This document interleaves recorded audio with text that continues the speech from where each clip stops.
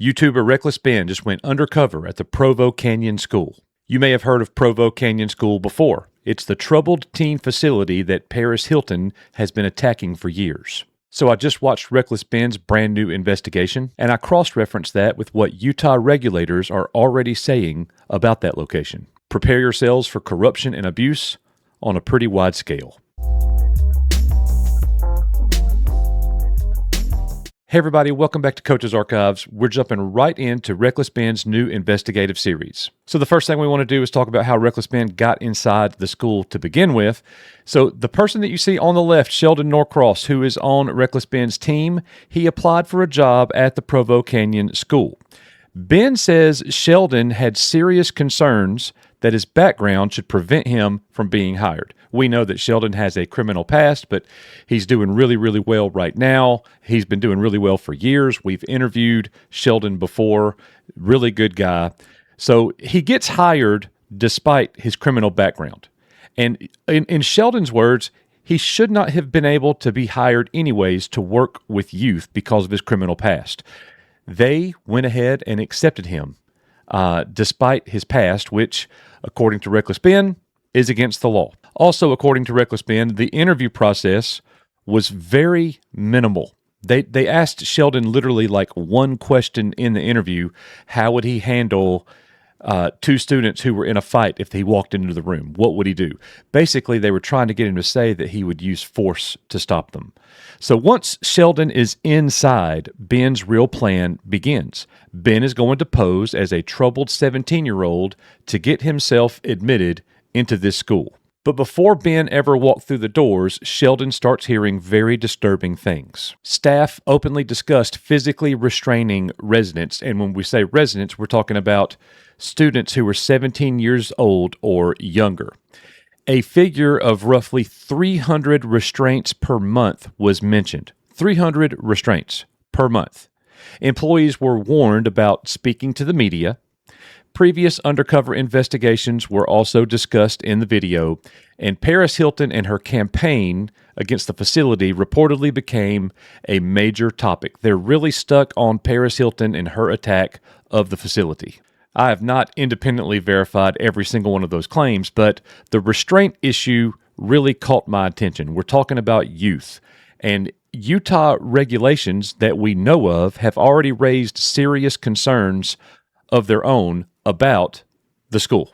There's a reason why Reckless Ben received so many reports about Provo Canyon School, because they're already pretty much in trouble. And it's crazy that they know that they're being watched, and so many people are scrutinizing everything that they do. There's so many comments online and things like that, and yet they still operate the way that they do. So it stands to reason the school's going to shut down eventually. Provo Canyon School has faced years of controversy. Paris Hilton has publicly alleged mistreatment there from her time as a teenager.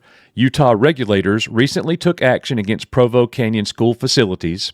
The Provo campus itself faced a state deadline to stop providing services. So Ben wasn't walking into a situation that regulators viewed as a problem-free situation.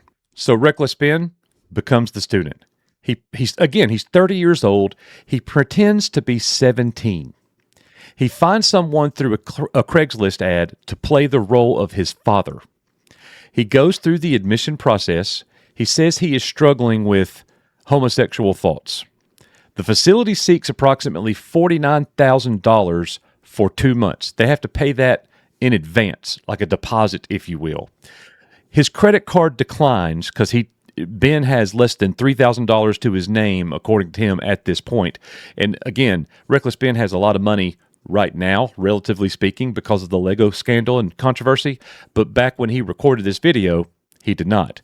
So Ben still eventually gets admitted to the Provo Canyon School. Ben raises questions about Utah's conversion therapy law. So I can't independently verify that his admission into the facility itself as illegal, but according to Reckless Ben, it is. Once Reckless Ben got inside the facility, the whole thing stopped being funny really quickly. If you haven't seen the video, you got to go check it out yourself, but just to do a very brief rundown. According to Reckless Ben, the advertised amenities to try to get residents to the school itself, like the rope course, and the swimming pool. None of those things were actually available. It was more like a boot camp. They would have to go outside, and they were forced to just walk around in the heat and shoot basketball or something like that. And that was pretty much the extent of their activity. The food quality was really poor. Residents could face significant isolation. One of the workers said that a student faced isolation for up to 2 months. Reckless Ben says he personally spent roughly 30 hours isolated, and that was at the very beginning of his stay. So what did Reckless Ben do wrong to get put in isolation right away when he first got there? That was part of the conversion therapy. They're trying to isolate his homosexual thoughts out. And by the way, if you're new to this whole thing, Ben is pretending to be 17, and I believe, pretty sure, he's pretending to be gay. This is all part of the plan to expose this school. Ben and Sheldon also present audio they say describes other residents receiving much longer isolation. Some were in there for 2 weeks, 2 months. One even said that they think somebody was in there for 3 months. If they have really good behavior, they're allowed out. Obviously, that's how isolation and solitary confinement work. But if they mess up at all, Sheldon was really bothered by a student, a resident, stole a small bag of chips, and they had to serve over 2 weeks inside solitary confinement. So Reckless Ben escapes. He throws the basketball over the fence on purpose, and when they weren't looking, he climbs the basketball goalpost, gets on top, jumps over on top of the fence. By the way, if you didn't know, Reckless Ben is a heck of an athlete. So he jumps on top of the fence, jumps over the fence, and he takes off running. But he is running through backyards to get away, and they're chasing him. They're calling the police. They're on the lookout for the missing 17-year-old. And Reckless Ben gets to a restaurant, goes inside the bathroom, locks the door, and he sits there and he waits for it to all die down. He uses one of the restaurant workers' phones to call Sheldon to come get him. But what happened after the facility realized their supposed 17-year-old resident was missing, that gets even stranger. The school contacted fake Ben's father. Ben continues pretending to be his own father. He uses the situation to demand changes involving food, isolation, and amenities. Ben says communication eventually stops. He basically blackmailed the place to make improvements, and he's basically exposing them even more. Months later, months have passed. According to Ben, the facility acts as though it doesn't even know who or what the father is talking about. They have no idea who this missing teen is. Literally, a teenager escapes your facility, and then you're going to start playing it off, and you have no idea, no memory of it. And every time Reckless Ben made the phone call after a couple months and they actually got back with him, they basically just told him, you have an outstanding balance. Are you ready to pay? Well, I want to talk about my missing 17-year-old first. Well, you have an outstanding balance we need to take care of first. That definitely stinks of corruption. So the story isn't over. We're going to move into part 2. Sheldon Norcross is also releasing video footage of this entire thing. Ben has made serious allegations against the school. Utah regulators independently had serious concerns about Provo Canyon School. That doesn't automatically mean that every claim inside Ben's video is the reality of the situation, but Ben is usually pretty spot on with everything that he says. And when things change, when the goalpost gets moved, Ben does a pretty good job of updating the audience and letting people know. The overlap makes his investigation much more significant than a typical Reckless Ben stunt, because Utah is already pretty much demanding that the place close down.